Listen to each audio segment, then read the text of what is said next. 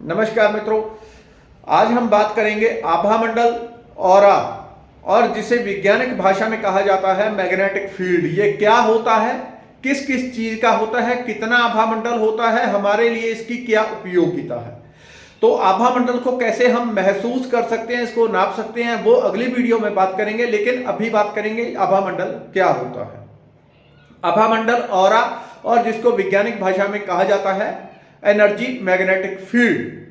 और आजकल बहुत सारे उपकरण बन चुके हैं योग में। तो पहले बहुत समय से इसका वर्णन मिलता है, आभा मंडल किस प्रकार से बढ़ाया जाता है, कैसे कैसे बड़ा होता है, इसका क्या उपयोग है, 7 चक्र, हर चीज का पहले ही वर्णन है। लेकिन विज्ञान ने अभी ऐसे बहुत सारे कैमरा, ऐसे बहुत सारे उपकरण विकसित किए हैं जिससे इसकी फोटो भी ली जाती है और मापा जाता है। हमारे रेकी में भी ऐसे बहुत सारे उपकरण होते हैं जिसके द्वारा आभा मंडल मापते हैं, कितना छोटा बड़ा है, किस प्रकार का है, कितना चमकदार है, सफेद है, ब्लैक है, अलग अलग रंग के आभा मंडल होते हैं।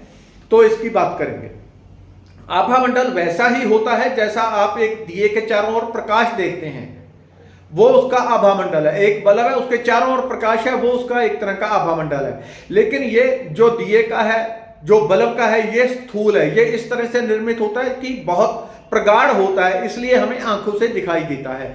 बहुत सारी प्राण ऊर्जा जो हमारे भीतर भरी है परमात्मा ने, जो हमारा प्राण शरीर है, उसका भी आभा मंडल अर्थात उसका भी एक प्रकाश होता है जो शरीर के चारों ओर होता है और सभी का अलग अलग रंग का होता है।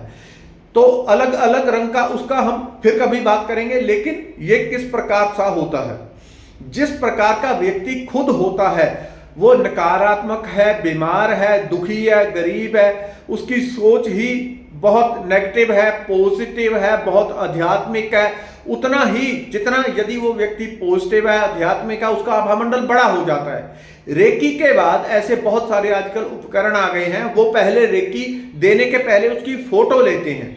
फोटो में साफ साफ दिख जाता है आभा मंडल में, यहां कचरा है, यहां कचरा है, यहां कचरा है, यहां कचरा है। तो हीलिंग देने के बाद दोबारा फोटो लेते हैं, उसमें एकदम से पूरी क्लींजिंग दिखा दी जाती है, बिल्कुल साफ साफ कैमरा बताता है कि कैसे हीलिंग लेने के बाद आभा मंडल शुद्ध हो गया। ये तो अभी दूसरी बात है। लेकिन हीलिंग जब आभा मंडल की हो जाती है, वैसे ही व्यक्ति एकदम से हल्का हो जाता है, जमीन आसमान का फर्क पड़ जाता है।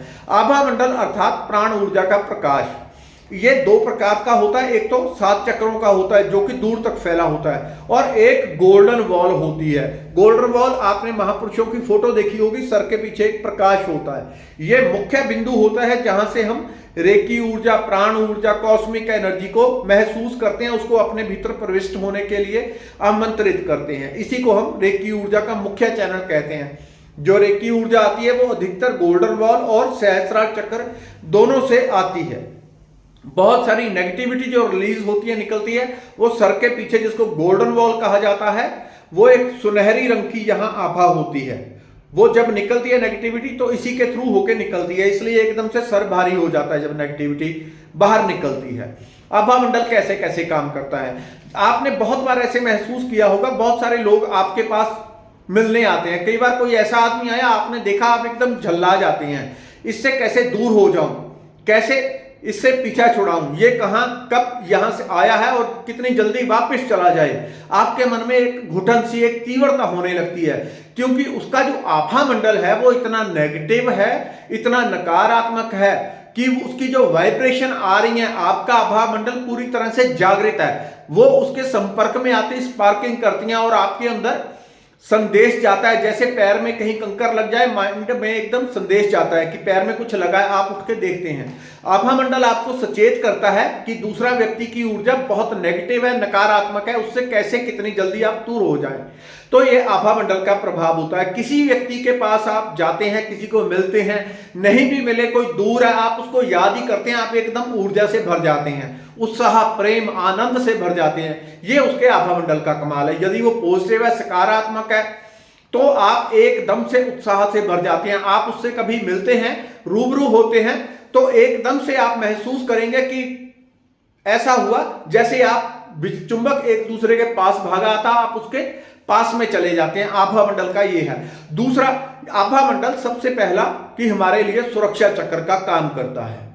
सुरक्षा चक्र इस तरह से होता है, जब बाहर से कोई नेगेटिविटी आती है, चाहे कोई भूत प्रेत नेगेटिविटी, पितृदोष, ग्रह दोष, या किसी ने मानसिक नेगेटिविटी फेंकी है आपको, कि गालियां दे रहा है, कोई आलोचना कर रहा है, कुछ भी आपको कर रहा है, वो उसके माइंड में, क्योंकि वो ऊर्जा जनरेट हो रही है, विचारों से क्या होता है, ऊर्जा पैदा होती है, यहां से तरंगे पैदा हुई, उसने आपकी तरफ फेंक दी। तो होता क्या है, परमात्मा ने हर व्यक्ति को ये एक आभा मंडल की सुरक्षा दी होती है। आभा मंडल नॉर्मली 3 फुट से लेके 5 फुट एक व्यक्ति का होता है। हालांकि आपको एक और बात बताऊं कि जो देसी गाय होती है उसका गोबर होता है, देसी गाय को क्यों पवित्र माना जाता है, उसका जो आभा मंडल होता है, उसका आभा मंडल गोबर का, देसी गाय के गोबर का एक स्वस्थ व्यक्ति से आधा फुट ज्यादा होता है। यानी कि एक गाय के गोबर का जो आभा मंडल है वो 5 फुट 5.5 फुट तक चला जाता है, इतना होता है। और एक व्यक्ति का 3 फुट भी, 3.5 4, यदि कोई आध्यात्मिक है, पाठ पूजा करने वाला है, तब तो फिर स्पिरिचुअल है, मेडिटेटर है, मेडिटेशन करता है, कुछ भी किसी भी तरह से व्रत पूजा उपवास ध्यान करते हैं, तो आभा मंडल ऐसे शाइन करता है, ऐसे चमकता है, कोई बंद आंखों से देख भी ले तो आंखें चुंधिया जाएं, इतनी वाइटनेस, इतनी शुद्धता, इतनी तेज होता है उस ऊर्जा में। वो उस आत्मा का परिचय देता है कि ये आत्मा कितनी शुद्ध है, कितनी तेजस्वी है। वो सारी तेजस्विता, शुद्धता ऑरा में आभा मंडल में विद्यमान होती है। जो लोग नेगेटिव होते हैं उनका आभा मंडल गंदा, कचरे से भरा हुआ, लुढ़का हुआ, इतना गंदा होता है कि देख भी ले तो आपको झल्लाहट होती है। तो इसको कैसे शुद्ध करना है उसका एक सिंपल तरीका बताता हूं। आभा मंडल शुद्ध करने के लिए सबसे पहले आप हफ्ते में 2 बार सेंधे नमक का उपयोग करें, क्योंकि आभा मंडल यदि शुद्ध हो गया, आपके जीवन से बहुत सारी समस्याएं, नेगेटिविटी उड़ जाएंगी, आपको एकदम हल्कापन, लाइटनेस महसूस होगा।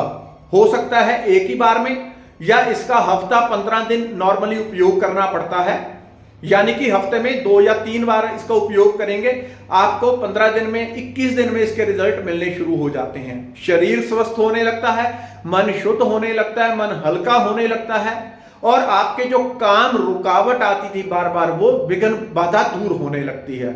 इतना कुछ ठीक हो जाएगा आप सोच नहीं सकते। सेंधा नमक बाजार से लेना है।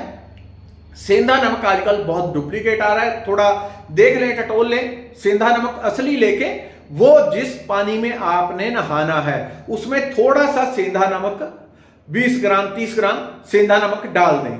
यदि आप बालों में नहीं डालना चाहते कि बाल सफेद होते हैं, ऐसा सुना है, कोई बात नहीं, सर को छोड़ दें, यहां से माथे से लेके पूरी बॉडी के ऊपर डाल लें, उससे नहा लें। उसके बाद शुद्ध पानी से जरूर नहाना है। हफ्ते में 2 दिन कर सकते हैं, 3 दिन 4 दिन भी कर लेंगे, कोई दिक्कत नहीं है। हफ्ता भर पूरा भी कर लेंगे, कोई दिक्कत नहीं है। इसको कंटिन्यूस भी आप कर सकते हैं। हफ्ता 15 दिन बीमार रहते हैं, कोई ज्यादा नेगेटिविटी से भरे हुए हैं, 1 महीना 2 महीना इसका कंटिन्यूस उपयोग करने से आभा मंडल में जैसे जैसे शुद्धता बढ़ती जाती है, वैसे वैसे आप रिलैक्सेशन, एक हल्कापन, एक लाइटनेस महसूस करेंगे।